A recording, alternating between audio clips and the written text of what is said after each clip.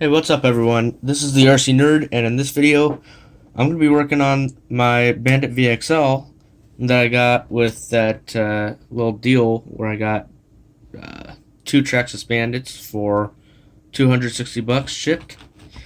And I'm taking a closer look at these paddle tires now and realizing that they are not the Traxxas paddle tires like I thought. They're actually Pro Lines here, you can see. Pro Line slingshots. First thing I notice is that I do need a couple of screws to mount up the ESC, so I'm just going to go grab a couple of those real quick. Alright, that's been done now. Let's get inside the receiver box so I can link up my radio. Check it out, Traxxas Link receiver. Throw in our battery. Alright, there's a piece of foam in my way. Unplug that in. And then I actually need some batteries for my radio real quick. Alright, let's see if I remember how to bind these up. So I think you're supposed to hold down the button on the receiver and then turn on the ESC. You see that's blinking now. And then I believe if you just turn on the transmitter, I might need to hold the set button. And this is not actually going to work because I'm just being an idiot. Apparently the Traxxas Link is their older style radio, their older style 2.4 gigahertz radio, which kind of looks like their 27 megahertz, but it's not. It's a 2.4 gigahertz. But I'm trying to use a Traxxas TQI transmitter, or at least a Traxxas TQ, and they're not cross compatible, of course, so they can't be linked, so I just have to use a different radio system altogether. I have this guy here from an Exceed RC Infinitive, which may or may not be a functioning radio. We're going to plug our steering into channel 1 and our throttle into channel 2. Let's go ahead and give this a try. Get some batteries for the radio. Turn on the radio.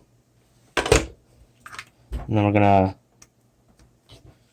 turn on the ESC and hold the button until it turns the light solid red.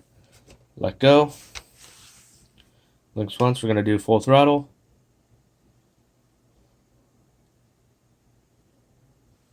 Blinks once, we're going to do full throttle. Are my settings wrong on my remote? Wait, is my throttle dual rate all the way off? What? Why is my throttle dual rate all the way off? And that's a fail right there. I need to center the throttle trim too. I almost forgot about that. Double check your remote settings before you try to do stuff. I believe we also want both steering and throttle in the normal position instead of, we do not want it in reverse. Alright, there we go. Let's try this again.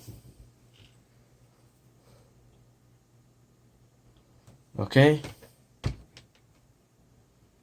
Alright, full throttle. There we go, full reverse. And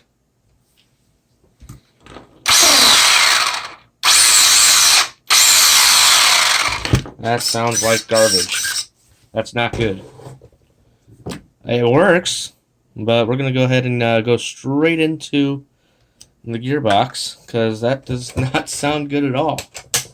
Should not be clicking like that. Or you know what, it might be even just the because I'm missing a shock. Let me see if that does anything actually. If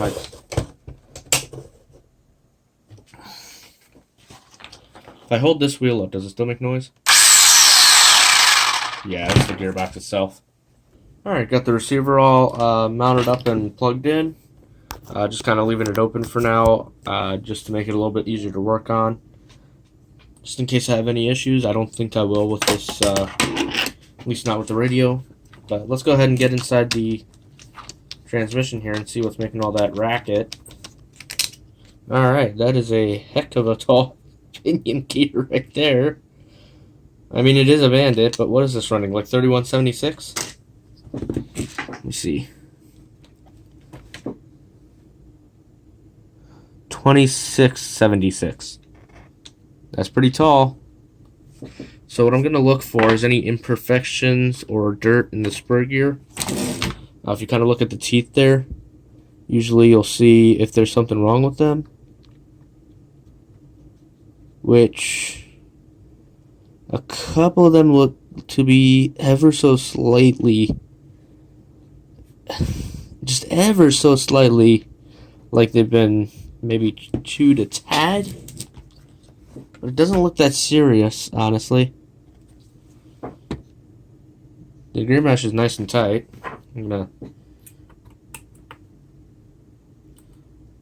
Yeah, these screws are tight as well. So I don't know what's making all that racket there.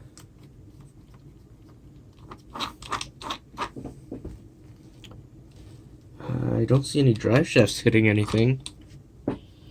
It's pretty strange. Well, I'm gonna leave the gear cover off for now. It may turn out to be something internal in the transmission, which would suck. Actually, let me take apart the slipper clutch. That's easy enough to do. I'm gonna readjust it anyway, so. And the slipper clutch hardly looks worn at all. Those pads. The slipper clutch looks brand new. This normally on these plates, you'd see a lot of wear marks around the edges of it. The glare's making it kind of hard to see. Let me see. That doesn't help much. But normally you kind of see a lot deep, some deep grooves and wear marks across it because of all the friction. But this barely has anything on it. I mean, you can see that it's been used a little bit, but ever so slightly. It looks brand new. And there's that. And it looks fine again. Any play on our shaft? Not much. I don't think that's an unusual amount. So, that might be alright. Anyway, we're going to adjust this slipper clutch by tightening it down all the way. And then once it's all the way tight, we're going to need to back it off half of a turn. But this drive shaft keeps wanting to turn. Usually, if I just hold it, if I hold the spur gear and pinch it really tight, it usually can, yeah, there we go. Usually the nut will actually thread on and create enough friction to stop the drive shaft from turning. Alright, that's tight. And then back it off about half a turn. There we go. That's done. I'm going to leave the gear cover off for now because assuming that noise does continue, I want to be able to explore it and see if there's anything weird going on. I'm going to go ahead and put the wheel back on for now. Alright. That part's taken care of. Now I'm going to move on to shocks. This front shock looks like it'll be an easy fix. I'm dreading doing the rear one because I don't think I have an extra spring around. I might just have to borrow a shock. I'm not sure yet. Alright, this shock should be easy enough. I want to get this mess undone. There we go. Hey, that spring actually snapped right back into place, didn't it? I'm surprised. I thought it was going to be bent up pretty badly. It might be a tad deformed. Looks alright. Slide it on the shock and put on a lower shock brace and see what happens. Oh, there's nothing wrong with it. Spring's fine. Look at that. Beautiful. Cool, that was an easy fix. And just like I said it would be. Let's reinstall that one. Alright, that's back on. Now comes the annoying part. The other shock. The rear shock specifically. I'm not excited for this. Plus building shocks is really annoying. I think I'm just going to borrow one for now. Let me see what I can find. Alright, I swiped this shock off of the Stampede that I bought. I'm going to use this for now. Alright, we managed to get that on. Let's see, we got to take these spacers off because I don't have extras on the green shock right now. There we go. I think that's good enough for a test drive. I say we give it a try, see what happens. I'm still expecting the transmission to sound like a turd, but whatever. We will, again, explore that as we need to.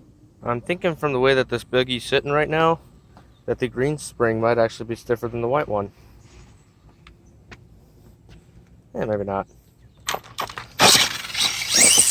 Whoa! Those tires are weird.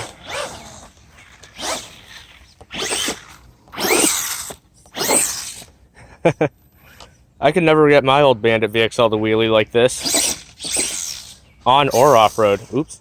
I think there's a bit of a concern that these paddles can break off, so I want to be kind of careful. They're made more for sand. Yeah, this... And also, I think one of my wheel nuts is too tight. Okay, check this out. This has got to be a wheel nut too tight.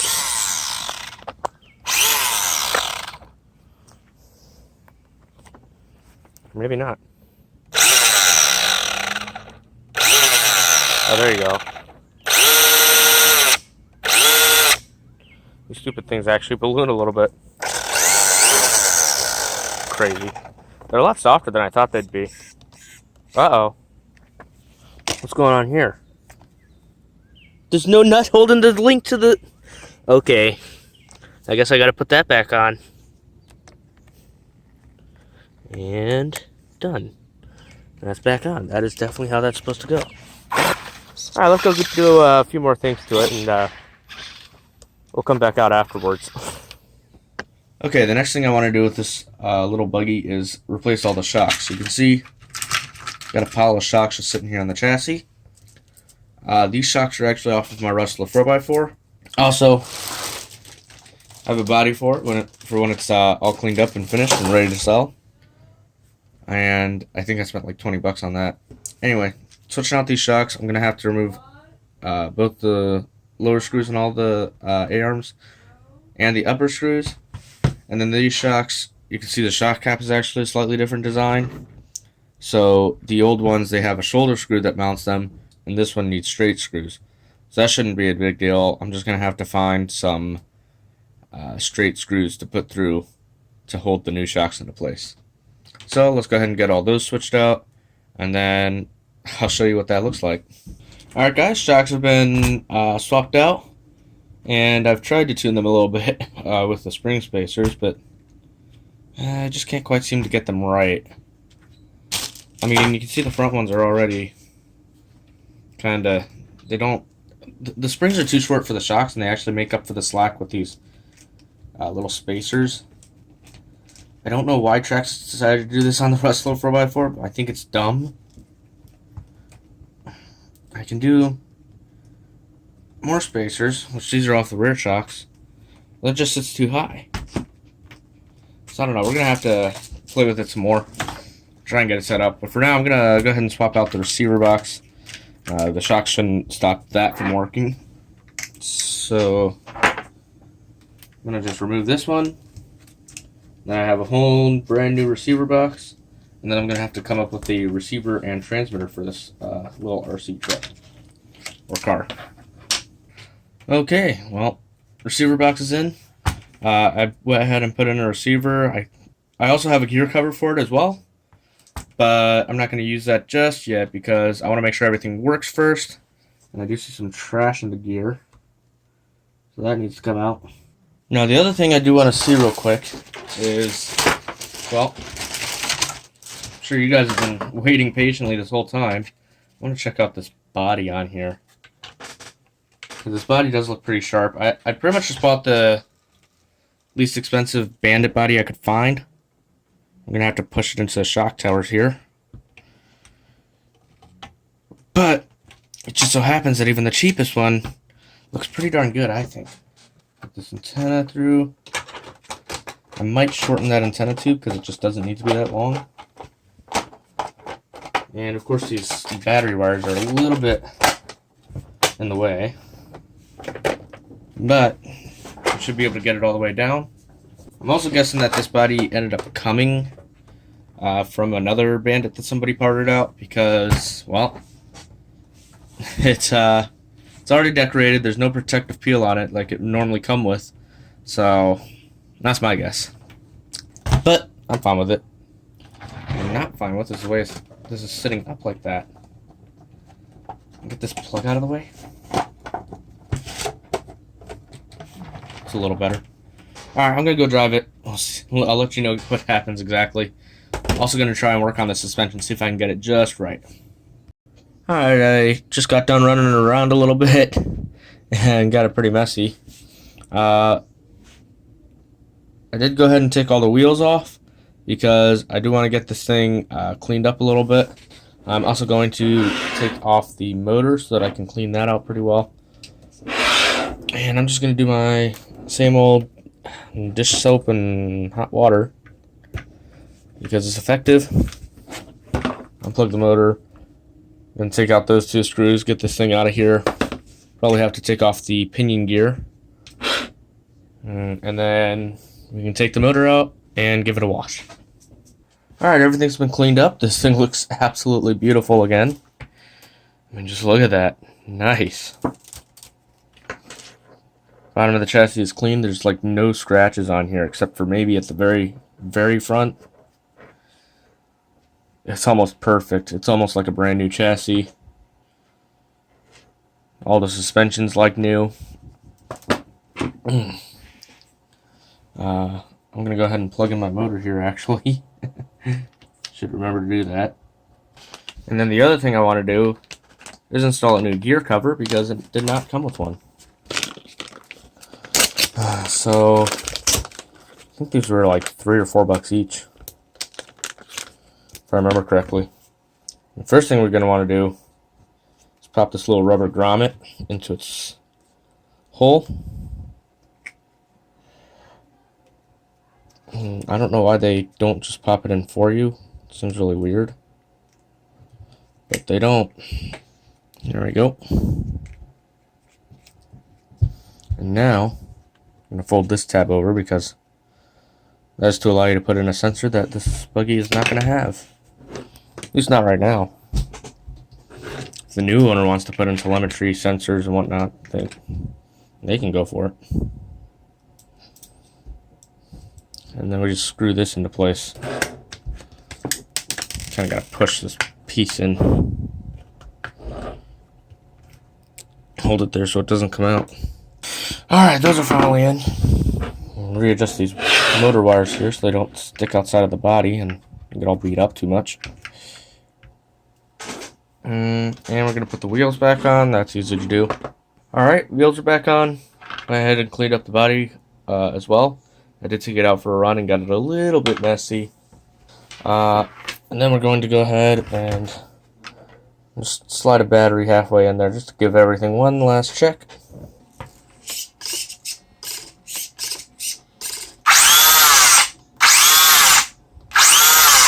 Yep, still perfect. This is an amazingly powerful little RC for its size and weight. But I guess I need to clean up the transmitter too. But that should be about everything that needs to be done.